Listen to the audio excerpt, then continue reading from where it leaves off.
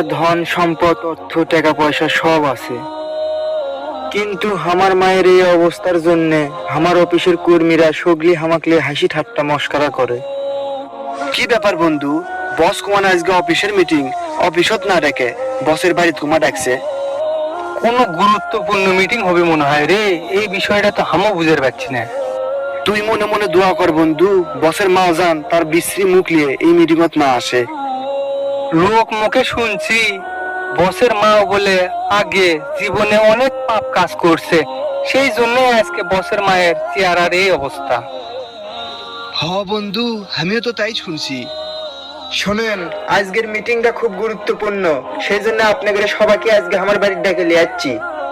Sir, আমরা তো সবাই উপস্থিত, তাহলে মিটিং এর কার্যক্রমটা শুরু করে দেন। যে ভয়টা করেছিল সেই ভয়টাই হলো রে, স্যারের মা আছে দেখতে ক্যাঙ্গা বিশ্রী। হরে বন্ধু, মুকুট নাম না লিতেই চলে এলো, আজকের দিনটাই মনে হয় খারাপ যাবে। কে মা, তোমাকে আমি কতবার কছি আমি যদি মানুষের মধ্যে থাকি সেটি তুমি যাবা না, তাও তুমি কিসের জন্য গেলে?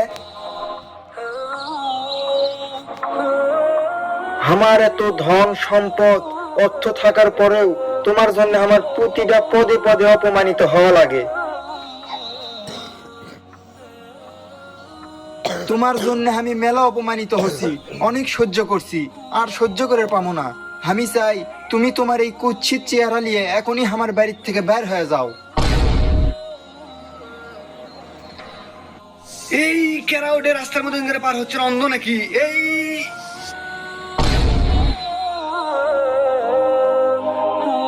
জ্যাক,